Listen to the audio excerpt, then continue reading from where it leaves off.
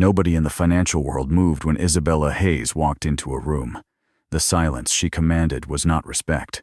It was fear. So when Victor Langford, drunk on imported scotch and wounded pride, raised his glass and laughed, $1 million to anyone who kisses her right now, the room laughed with him. Nobody moved. Not one person in that glittering crowd of wealth and ambition dared take a single step until a broke, humiliated black server set down his tray, straightened his collar, and walked straight toward her. When he kissed her, the laughter died. The uniform never fit right. Daniel Carter had learned to live with that.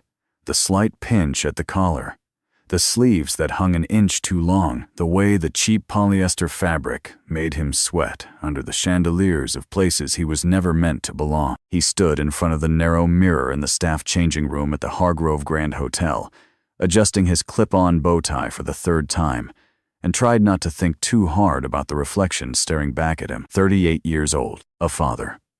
A man who used to write code that ran on satellites.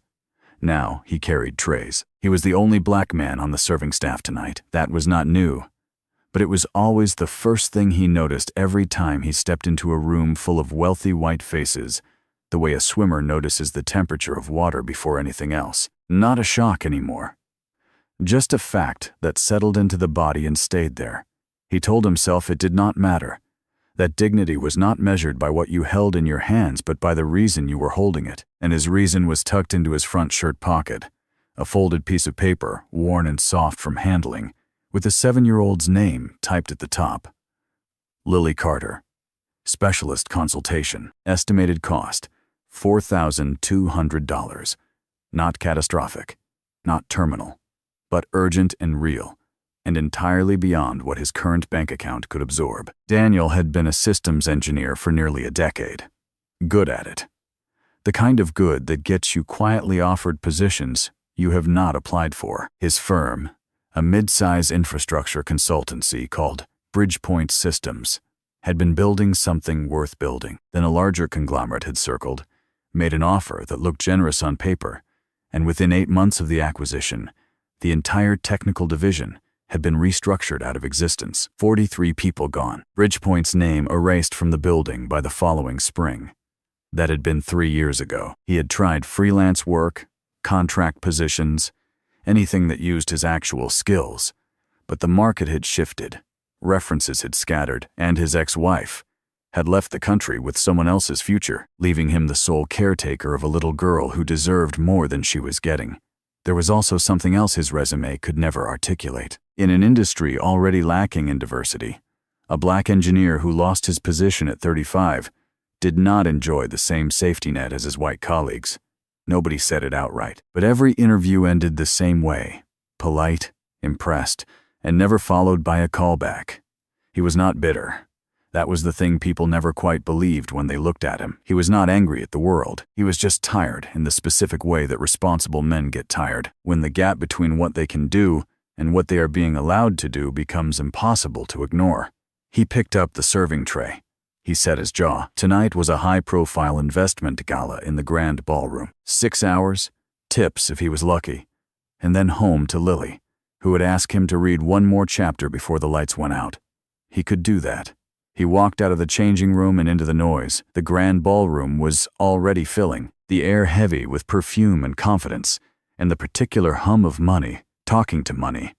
He moved along the edges of it the way he always did, present but peripheral, visible but unseen. Isabella Hayes arrived at the Hargrove Grand 20 minutes before the reception began, which was 10 minutes after her assistant had sent the third reminder, and 17 minutes after she had already reviewed the contract terms for the 4th time on her phone in the back of the car. She did not rush. She never rushed. The lobby reorganized itself when she entered, not dramatically, not the way people clear a path for someone dangerous, but in the subtle way that rooms adjust around a gravitational center. Isabella was 34 years old and ran a capital investment group worth a shade over $2 billion. And she moved through spaces like someone who had spent a very long time making herself impossible to surprise. Her assistant, Marcus, fell into step beside her with a briefing folder she did not open. She already knew the contents. The evening was built around a single objective: a signed agreement for a $100 million infrastructure partnership with Caldwell Ventures. Everything else, the champagne, the string quartet, the architectural lighting, was scenery. Victor Langford will be attending, Marcus said carefully. I know, Isabella said. She did not change her pace. Victor Langford had been positioning himself as a potential partner in the Hayes Group for nearly 2 years. She had declined his proposals twice, once in writing, once in a meeting where she had let the silence do the work. He was wealthy in the way that men who inherit money and then leverage it aggressively become wealthy. Real enough, but built on a foundation of relationships rather than rigor. The rumors about Isabella were plentiful and largely correct. She had never been seen at a company social event voluntarily. She had restructured 3 executive teams in 5 years and had not apologized for any of it. She kept no photographs on her desk, no personal effects of any kind, nothing that would suggest the existence of a life outside the precise, controlled empire she administered. She had, on one occasion, terminated a vice president in the middle of his own birthday lunch because the quarterly projections he had submitted contained a fabricated data point. In 10 years of running the Hayes Group, she had made dozens of decisions that affected hundreds of lives in ways that never crossed her desk again. That was the nature of work at the scale she operated. You moved on data and logic and long-term return, and you trusted that the aggregate was sound, even when individual outcomes were not clean. But there was a version of Isabella Hayes that no one in that building would see tonight, a version that had once trusted someone completely, a partner, a colleague, a man who had said all the right things in the right order and had watched him sign documents with another firm the morning after telling her the company's future was theirs together. She had not loved many people. She had trusted fewer. The intersection of those 2 categories had ultimately produced nothing but damage. She had not loved many people, and the ones she had loved had taught her that love, for a woman in her position, was a vulnerability that others would eventually try to monetize. Trust was a resource to be allocated sparingly, and she had spent most of hers in a single transaction that had left the account permanently overdrawn. She accepted a glass of champagne from a passing server without looking at him. She drank it faster than she meant to. Victor Langford had been drinking since 4 in the afternoon. He was not sloppy, not yet, but there was a looseness to his movements that his tailored suit could not entirely conceal, and a brightness in his eyes that had less to do with good humor than with the particular recklessness of a man who has convinced himself he has nothing left to lose tonight. The memo had arrived that afternoon. Hayes Group was moving forward with Caldwell Ventures exclusively. No further partnership discussions were being pursued at this time. He had read it twice. Then he had poured himself a drink. Victor was 50 years old and had been told his whole life that money was the same thing as leverage, and leverage was the same thing as power. He had won frequently.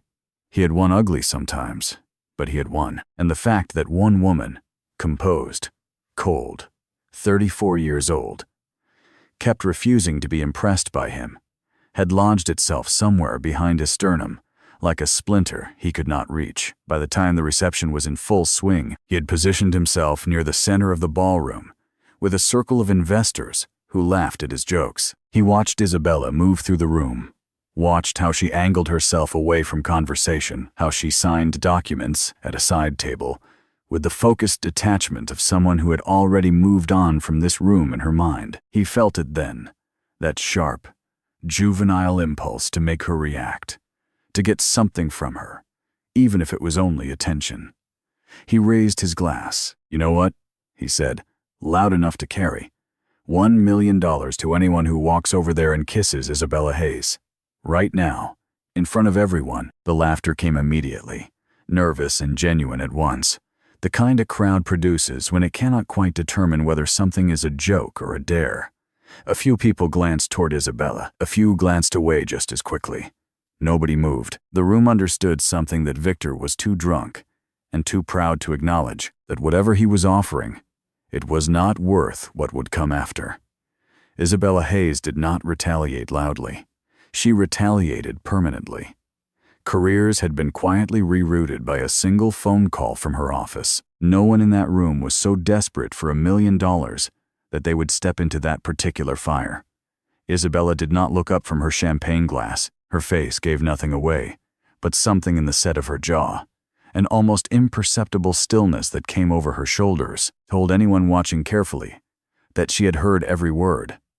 The laughter continued, and no one moved. Victor scanned the crowd, looking for takers the way a man surveys a table after placing a bet, already anticipating the satisfaction of the outcome regardless of which direction it went. The dare hung in the air like smoke from a fire that everyone could see but no one wanted to acknowledge had already started burning. And on the far side of the ballroom, a server in a cheap polyester uniform was kneeling on the marble floor, picking up broken glass, unaware that the next 5 minutes of his life were about to change the trajectory of everything that followed. It was the kind of mistake anyone could make on a crowded floor. A guest turned without looking, his elbow catching the edge of Daniel's tray, and 3 glasses of red wine went over, one landing on the marble floor in a bright red splash, 2 more catching the edge of a white tablecloth before gravity finished the job. The sound was sharp and immediate. The crack of crystal, the collective intake of breath from nearby guests, the way a room's attention pivots toward embarrassment, like a compass needle toward north. Daniel was already crouching, reaching for the broken stem, when the banquet manager appeared at his side. Gerald Whitmore was a man who had built a career out of managing other people's discomfort, and he managed it now with the particular cruelty of someone who has an audience and knows it. "Carter," he said without lowering his voice, "this is the 3rd incident this week." "It was one incident," Daniel said without looking up. He kept his voice level. "I don't care what you call it.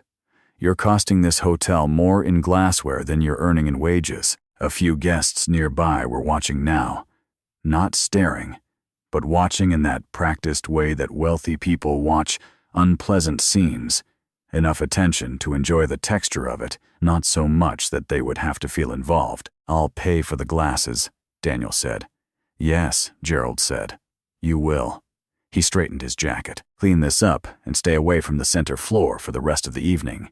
Kitchen runs only." He walked away. Daniel stayed crouching, gathering glass fragments with a cloth napkin, his jaw tight and his eyes fixed on the floor. That was when he heard it. A man at the nearest table, mid-50s, pink from wine and laughter, said to his companion just loud enough for the words to land, "Even the black one breaking glasses won't go near her." He nodded toward Isabella across the room, and then his eyes fell on Daniel. Can't blame him. Some things aren't for people like him at any price. The table laughed. The words carried 2 meanings, one about Isabella and one about race, and everyone within earshot understood both without needing either explained. It was not the first time Daniel had heard language shaped that way, molded carefully enough to maintain deniability while carrying the full weight of its intention. In boardrooms, it came as culture fit. In interviews, it came as not quite the right match. At gala events, it came as people like him said with a smile and a glass of wine, as though the cruelty were a seasoning rather than the main course. Daniel did not look up, but something shifted in him quietly, like a gear finding its notch. He thought of the folded paper in his pocket, the specialist's name, the scheduled appointment, the number that was both reasonable and completely out of reach. He thought of the way his daughter had asked him that morning in the small, serious voice of a child who has learned to ask carefully, "Dad, is everything going to be okay?" He had told her yes. He stood up. He set the cloth with the broken glass on the edge of the tray. He looked across the ballroom to where Isabella Hayes stood alone with her champagne, perfectly still, watching no one. One act, one decision, and then he could go home. The tray made a small sound when he set it down on a nearby side table, precisely placed. Nothing dramatic about it. Daniel removed his bow tie, folded it once, and tucked it into his jacket pocket. He ran a hand through his hair. He straightened his jacket, though it did not need straightening. Then he turned and walked toward Isabella Hayes. The ballroom had never felt larger. The ballroom was large. The walk took time. He became aware of it first, as a ripple, a guest, noticing, nudging another. The slow rotation of attention spreading outward from Victor's table, where someone had spotted the server moving with purpose and pointed. Victor himself turned, and his face broke into something between disbelief and delight. He raised his glass as if offering a toast to the entertainment. The crowd watched. They did not intervene. In another context, they might have been kind, but this was an investment gala, and the air had been salted with Victor's challenge for 20 minutes now. And human nature, given the right conditions and enough champagne, will almost always choose spectacle over mercy. There was another layer in the crowd's attention, the faint surprise when they registered that the man walking was black. Some faces tightened, not at the action itself, but at who was performing it. The ease in their laughter carried an additional undertone, the kind of comfort that comes from viewing someone as a safer kind of joke. Daniel did not look at the crowd. He kept his eyes on Isabella. She saw him coming. Of course she did. She had probably seen him the moment he set the tray down, because Isabella Hayes saw everything and processed it before most people had finished blinking. Her eyes tracked him without expression. She did not step back.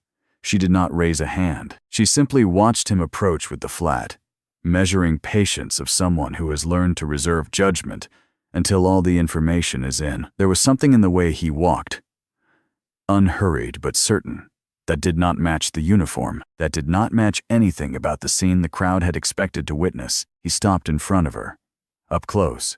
He noticed things he had not expected. The slight crease between her brows, not anger, but concentration. The expression of someone working through something in real time. The champagne glass held just a fraction too tightly. The shallow, controlled breathing of someone who had trained themselves not to show what was happening inside. He leaned in slightly and spoke in a voice low enough that only she could hear. "I'm not doing this for him." She did not answer, but something in her face shifted so briefly it was almost deniable, the way a light flickers before it steadies. He kissed her. It lasted perhaps 4 seconds. It was not theatrical. It was not aggressive. It was the kind of kiss that carries weight. Not because of its force, but because of its intention. Careful, present, fully deliberate. His hand did not touch her. He made no performance of it. He simply kissed her gently, as though she were worth that particular gentleness. And then he straightened and stepped back. For 2 full seconds, the ballroom was completely silent. Not the polite, expectant silence of a room waiting for a speech, but the stunned silence of 500 people, recalculating something they thought they already understood. Isabella Hayes had not pushed him away. She stood with her champagne glass still in one hand, and she looked at Daniel Carter with an expression that was not the cold neutrality she had worn all evening. For one strange and unguarded moment, she looked like someone who had not been treated gently in a very long time, and had not realized until just now how much she had missed it. Victor's laughter broke the silence first. Then the crowd followed, some nervous, some genuinely amused, the sound rising up like a tide coming back in. Daniel stood his ground. He looked at no one but her. Victor set his glass down with a satisfied click. "Oh, relax everyone," he said, spreading his hands wide, grinning at the room like a man who had just delivered the punchline of a long joke. "I was kidding. I'm not paying anyone anything." He glanced at Daniel with an expression that settled somewhere between pity and contempt. "Did you really think I meant it? $1 million? For that?" He laughed again. And then he added, "Just loud enough for the nearest tables to catch. At least it provided some entertainment. That's about all people like him can offer, isn't it?" The phrase carried 2 meanings, and everyone in the room understood both. Daniel said nothing. He had expected this. Somewhere in the walk across that floor, he had understood that the money might not be real, that this had never been about money for Victor, that it had been theater from the start, a way to humiliate Isabella by proxy, to make her watch while someone tried, and then watch while that someone was made ridiculous. But for Daniel, the humiliation cut deeper than the crowd could see. Victor had not merely turned him into a joke. He had turned him into the kind of joke that a black man in a service uniform was always expected to be: the entertainment, the spectacle, the body that moves for the amusement of rooms, it will never belong to. The crowd's laughter rose and fell. Someone at a nearby table shook their head, with the particular expression reserved for people who have done something embarrassing in public. Daniel felt it, the heat of it, the specific weight of being made into a scene at someone else's party. He looked at the floor. He breathed. He thought of Lily, asleep at the babysitter's apartment 3 miles from here, and he reminded himself that the opinion of this room had never been the point. Then he heard it. Marcus. Isabella's voice was not loud, but it had a quality that cut through noise the way a clean line cuts through clutter. Precise, unhurried, impossible to misidentify as anything other than an instruction. Her assistant appeared at her side within seconds. Transfer $1 million from my discretionary account to this man. She did not look at Victor when she said it. She looked only at Daniel. Do it now, tonight. The silence that followed had mass. It settled on the room like something physical, the collective processing of something no one had predicted. Victor's smile had not entirely left his face, but it had curdled at the edges. He started to say something, some version of it being a joke, but Isabella had already looked away from him. She was watching Daniel. Daniel stood still for a moment. The notification came through on his phone. He felt the vibration in his pocket, and he knew without looking what it was, and his chest tightened with something he did not have a name for in that moment. He looked up at her. He did not bow. He did not thank her with the gratitude that shrinks a man. He just looked at her steadily, the way you look at someone when you are trying to see them clearly. And then he said, quietly enough that the room had to strain to catch it, "You're not cold, you're just lonely." He picked up his tray and walked toward the service corridor. The room watched him go in a silence that was different from the one that had followed the kiss. Heavier, more confused, the silence of people who had come to an evening expecting entertainment and had instead been made to witness something they did not entirely understand. He did not look back. Marcus Webb had been Isabella's executive assistant for 4 years, which meant he had developed a very precise sensitivity to the difference between things she said that required action and things she said that required silence. The instruction she gave him in the car on the way home, find out who he is, all of it, fell clearly in the first category. By 9 the following morning, he had a file. Daniel Joseph Carter, 38 years old, single father, 1 dependent, Lily Ann Carter, age 7. Current employment, freelance event staff through Meridian Catering Services. Current residence, a 2-bedroom apartment in the Edgemont district, a neighborhood politely described by real estate listings as up and coming, and more accurately described by the people who lived there as affordable. Marcus turned the page. Prior employment history, Bridgepoint Systems, lead systems engineer, infrastructure division, primary architect on 3 federal contract projects, one of which had involved navigation infrastructure for low-orbit commercial satellites, the kind of work that required security clearances, and the kind of brain that processed layered logical systems, the way other people processed conversation. He had been, by every measurable standard, exceptional. The kind of engineer whose departure from any team was felt for months, whose methodologies became the standard that outlived his tenure. Marcus paused on the next page. Bridgepoint Systems, acquired by the Hayes Group, fiscal year 3 years prior. The acquisition had been a portfolio play. The firm's client list and existing government contracts were valuable. The division overhead was not. The restructuring had proceeded according to standard protocol. 43 positions eliminated. Asset integration complete by the 2nd quarter. He set the file on Isabella's desk without a word. She read it standing up, which was how she read things she did not want to sit with. The name, the company, the timeline. She knew the Bridgepoint acquisition. She had approved it, not personally reviewed each line item of the restructuring, but approved the strategy, signed the documentation, accepted the projections. She had been thorough. She had done what made sense for the portfolio. She had also, without intending it, dismantled the career of a man who had spent the better part of a decade building something real. In 10 years of running the Hayes Group, she had made dozens of decisions that affected dozens of lives in ways that never crossed her desk again. That was the nature of work at the scale she operated. You could not hold every consequence. You moved on data and logic and long-term return, and you trusted that the aggregate was sound even when individual outcomes were not clean.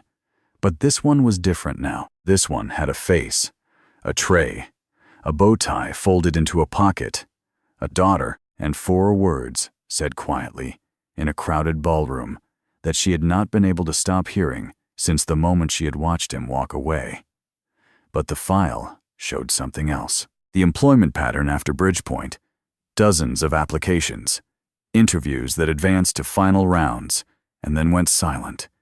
A black engineer with an exceptional track record pushed out not only by corporate acquisition, but by a system in which the color of your skin determined whether you landed on a net or fell through the floor. No one documented it that way. The pattern spoke for itself. She closed the file. She placed both hands flat on the surface of her desk, the way a person steadies themselves when the floor has shifted beneath them. She stared at the window for a long time. "You're just lonely." The words found her again, and this time she did not push them away. The Edgemont district in late November had a particular quality. The light thin and gray, the streets narrow, the buildings worn in the way of neighborhoods that had never quite decided what they wanted to become. Isabella's town car was conspicuously out of place on the block where Daniel Carter lived, and she had told the driver to park half a street away for reasons she did not entirely articulate to herself. She stood on the sidewalk for a moment before going up. She had not called ahead. She had told herself this was practical, that calling would give him the opportunity to refuse, and she needed to see him in person for reasons that, if pressed, she would have described as professional. A man with his credentials and specific expertise might represent genuine value to the Hayes Group. There were structural engineering problems in the current system integration project that her team was rotating through without resolution. It was logical. She rang the buzzer. The door was answered not by Daniel, but by Lily, 7 years old, wearing mismatched socks and the confident expression of someone who has answered her own door before and found it consistently manageable. She studied Isabella with the frank, unself-conscious appraisal that children reserve for people they have not learned to be polite to yet. "Are you from the school?" "No," Isabella said. "Are you a doctor?" "No." Lily considered this. "You have a fancy coat." "I do," Isabella agreed. Daniel appeared from behind Lily, drying his hands on a dish towel, barefoot on the hardwood floor. And when he saw Isabella, his face did something brief and complicated before settling into something carefully neutral. "Lily," he said, "go finish your drawing." Lily looked between them with the interest of someone who suspects they are being excluded from something important. She withdrew slowly, without enthusiasm. Daniel did not invite Isabella in immediately. He leaned against the doorframe and looked at her with the kind of patience that is not quite patience, the kind that is really weariness wearing a calm face. The apartment behind him was small and lived in, the kind of space that tells you everything about a person's priorities without them having to say a word. There were drawings taped to the refrigerator, a pair of small rain boots by the door, a stack of library books on the hall table. Everything in it was chosen for function or for love, and nothing was chosen for impression. "I know about Bridgepoint," Isabella said. She had decided on the drive over that she would not lead with this. She said it anyway. Something moved behind his eyes, not anger, not the thing she had been braced for. Something more contained and more tired. The face of a man who had learned that some wounds heal better if you stop explaining them to people who were never going to understand. "So do I," he said. From inside the apartment came the sound of Lily humming to herself, the light, tuneless hum of a child absorbed in something, indifferent to the complicated world of adults at the doorway. "I'm not here about that," Isabella said. "Then why are you here?" She found, standing on that worn doorstep with the November air cold against the back of her neck, that the logical answer, the professional framing she had rehearsed in the car, felt deeply inadequate. She did not answer immediately. Daniel watched her, and in the silence, something changed almost imperceptibly, the way barometric pressure changes before weather, something you feel in your chest before you have a name for it. "Daddy," Lily called from inside. "Does your friend want some orange juice?" Isabella looked past him into the warm, cluttered interior of the apartment, and for reasons she could not explain, something tightened in her throat. "Sure," she said. Daniel stepped back and let her in. The call came in at 11:47 on a Tuesday morning, 3 weeks after Isabella had stood in Daniel Carter's doorway and drunk apple juice with his 7-year-old daughter at a kitchen table covered in crayon drawings. Marcus's voice, when he reached her, carried the specific velocity of controlled panic. "The Caldwell integration system has crashed. The data migration pipeline failed during the overnight run. We have 40% of the financial data in an inconsistent state, and the contract milestone review is in 18 hours. Isabella was already pulling her coat off the back of her chair. "Get the technical team on a call. They've been on it for 3 hours. They cannot find the root failure. If we don't resolve this before the review, Caldwell walks. The $100 million is gone, and the breach of contract clause." "I know the clause," she said. She paused. "Get me the system architecture report." She read it in 6 minutes. It was a layered failure. Not a single point of collapse, but a cascade. The kind that happens when a system has been patched incrementally by different engineers who never had full visibility into each other's work. It was, she recognized, almost precisely the type of structural failure that Bridgepoint Systems had specialized in diagnosing. That had been their value to the portfolio, not just their contracts, but their methodology. She stood at her office window for 30 seconds. Then she called Daniel. He answered on the 4th ring, and she could hear faintly in the background the sound of a school morning. Lily asking about her lunch, a door closing, the ordinary texture of a life that had nothing to do with corporate system failures. "I need your help," Isabella said. She did not preface it. "I know I have no right to ask. I know what my company did to yours. But I have 18 hours, a critical system failure that my entire technical team cannot resolve. And I believe you can." There was a silence. "Send me the system logs," he said. He arrived at the Hayes Group offices at 1 in the afternoon, wearing a jacket that was slightly too casual for the building and carrying a coffee from the place on the corner of his street. He walked through the glass lobby without pausing to look around. A few heads turned on the engineering floor, the quick assessments people make when someone who does not match their expectation of what belongs in a room walks into it. He sat down at the workstation Isabella had cleared for him without ceremony. For the first 6 hours, he said almost nothing. He moved through the system architecture with the practiced efficiency of someone reading a language everyone else in the room had only partially learned. He flagged issues, traced error states back through 12 levels of dependency, documented what he found in a running log that the lead engineer, a woman with a doctorate and a decade of industry experience, read over his shoulder with an expression of increasing, reluctant respect. But when she stepped into the hallway, Daniel heard her say quietly to a colleague, "I still don't understand why she called a server instead of hiring a proper firm." The colleague responded, "Maybe she wanted to save money. At least this one's cheaper." They laughed softly, and Daniel pretended not to hear. At 7:43 in the evening, Daniel sat back and said, "Run the patch." The screen held its breath for 11 seconds. The system stabilized. The room, which had been operating on adrenaline and cold coffee for the better part of a day, went very quiet. One of the senior engineers said, not quite under his breath, he was a waiter. Isabella stood at the back of the room. She watched Daniel roll down his sleeves and reach for his coffee. She watched the steadiness of him, unhurried, self-contained, asking for nothing, and she felt something she had not expected. Not gratitude, or not only gratitude, something more specific, the particular feeling of being in the presence of someone who is exactly what they appear to be. It was, she realized, very rare. He was about to leave, jacket on, bag over his shoulder, the quiet efficiency of a man who completes a task and moves on, when Isabella stopped him in the corridor outside the engineering suite. "Why did you do it?" she asked. He turned. "The system repair?" "No." She paused. "The other thing. At the gala. The corridor was empty. Here, it was quiet. You already know why. I want to hear you say it." He considered that. Then he said, Because you were the loneliest person in that room, and no one was going to say it to you. They were all afraid of what you might do with the information." He paused. "I didn't have much left to lose. And then," he added, more quietly, "and because I know what it's like to walk into a room where everyone has already decided what you are before you open your mouth, I built that," she said quietly.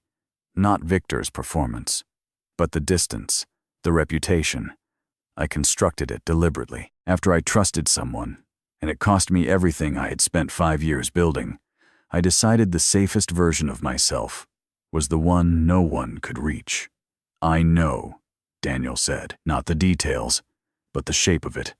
I recognized it. After Bridgepoint went under, I spent about 6 months trying to figure out if being angry was going to help anything. It didn't, but I understand the architecture. You built walls the same way I was building them, just in different directions.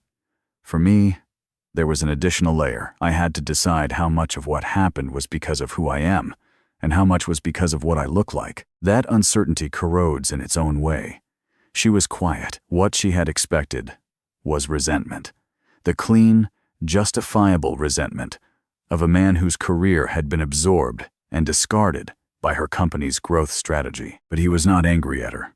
He was just looking at her, clear-eyed and unhurried, with the same steadiness she had first seen in the ballroom. "You went to all that trouble to prove no one would come near you," he said, "and then someone did, and you paid them for it, instead of pretending it didn't happen."